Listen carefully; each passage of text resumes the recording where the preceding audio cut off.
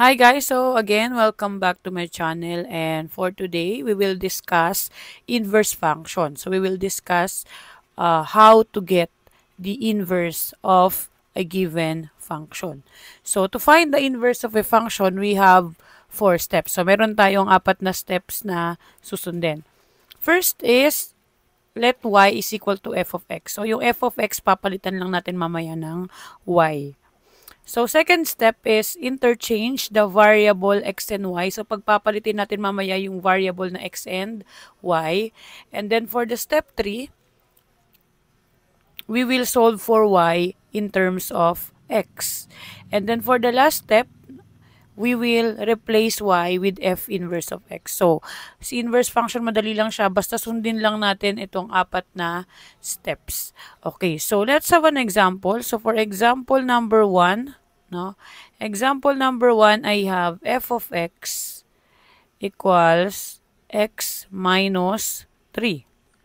Okay. So, if I have f of x equals x minus 3, we will find the inverse of the given function. So, susundin lang natin yung first step. First step is, let y is equal to f of x. So, papalitan lang natin si f of x ng y. So, palitan na natin siya, magiging y is equal to x minus 3. Okay. So, next step is, second step, interchange the variable x and y. So, isi-switch lang natin yan. Ito magiging x, ito na si magiging y. So, we will just switch. So, x equals y minus 3. Again, pinagpalit lang natin yung position ni x and y kasi switch yan. So, si y naging x na, si x naging y. Tapos, the same lang, minus 3. And then, for the third step, we will now solve for y.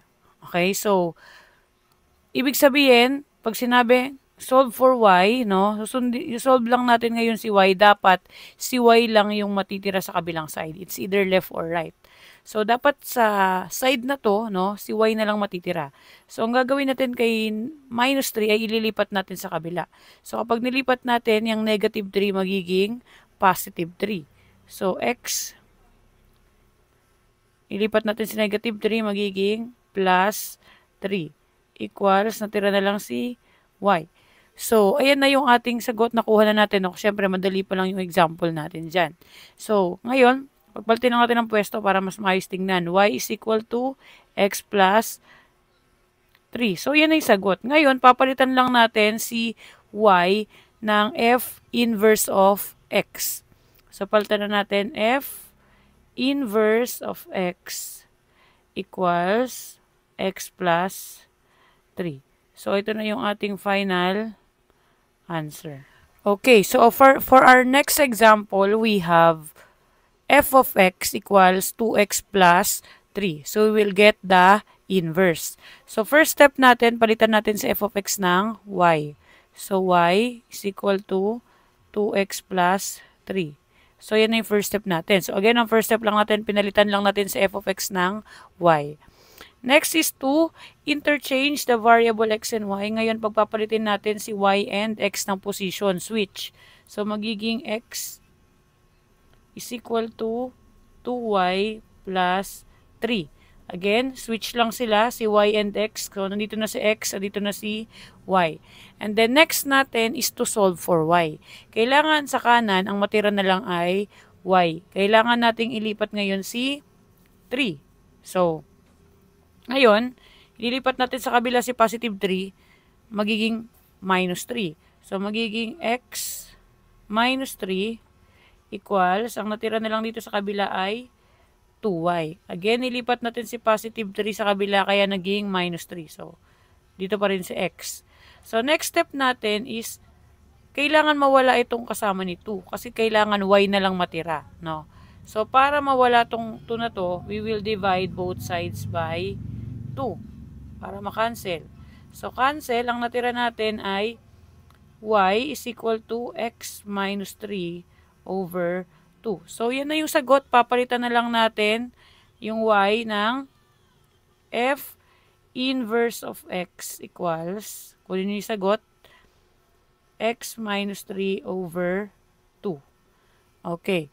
So, ngayon, ang sagot natin dito is f inverse of x equals x minus 3 over 2. So, ganyan kumuha ng inverse. Okay, so for our third example, if I have f of x equals 2x plus 5 over 7, so ang first step natin ay palitan natin si f of x ng y. So we will have y is equal to 2x plus 5 over 7.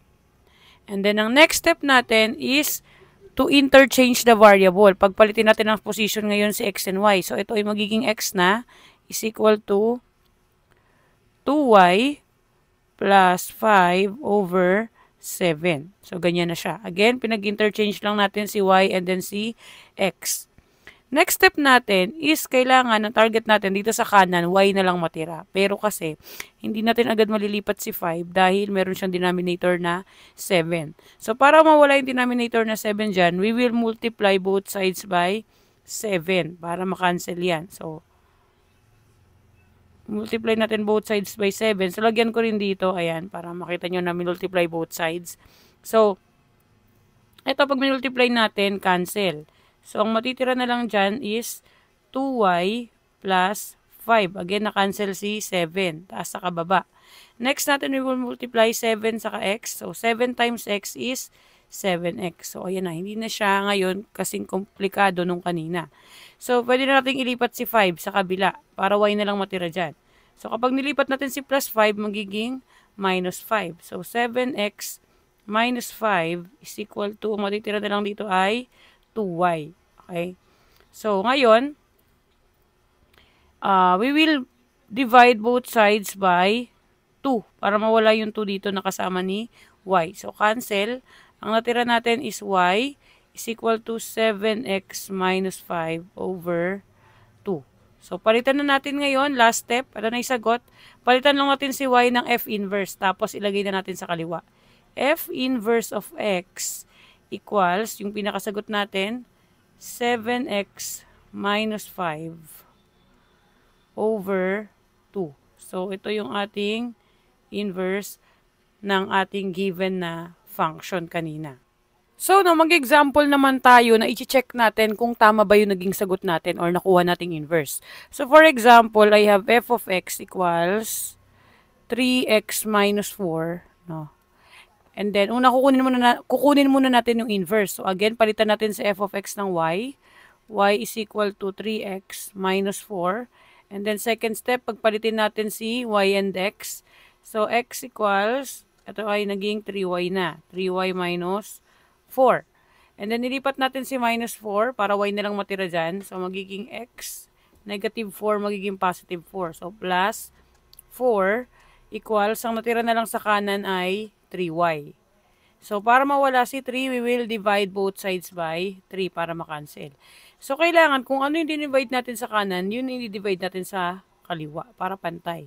So, cancel. Ang natira natin dyan, no, is y is equal to x plus 4 over 3. So, yun yung sagot. Papalitan na lang natin si y ng f inverse of x. Tapos, yung naging sagot natin, f inverse of x equals, yung naging sagot, x plus 4 over 3. So, ngayon, ipapakita ko sa inyo yung checking, no, kung paano natin malalaman kung yung ating sagot ba ay tama, no, or kung inverse ba talaga to ng ating given. So, ang gagawin nyo, kakopyahin nyo lang yung given, 3x minus 4, 3x minus 4. Dapat kapag sinubstitute ko tong naging sagot natin, no, ito yung naging sagot natin, di ba?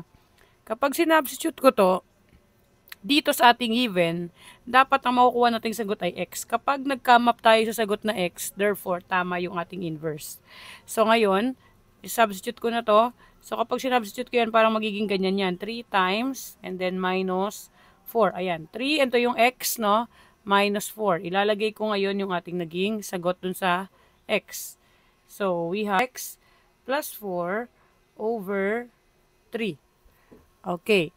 So, ngayon, ika-cancel ko, tinan nyo to, 3 and then 3, taas sa kababa, cancel, no? Cancel na yan. Ang matitira natin dyan ay x plus 4 minus 4. So, 4 minus 4 is 0. So, ang natira na lang talaga natin ay x. No? So, ang natira natin ay x. So, therefore, tama yung ating naging sagot.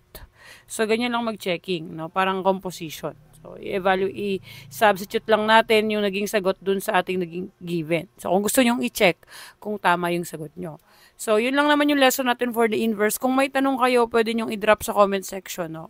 Tingnan natin kung matulungan ko kayo sa inyong sasagutan. Or kung may mga katanungan pa kayo about inverse function. Thank you so much for watching and pwede nyo rin po itong recommend sa mga classmates nyo or sa mga kaibigan nyo na nagsistruggle sa ating lesson ngayon.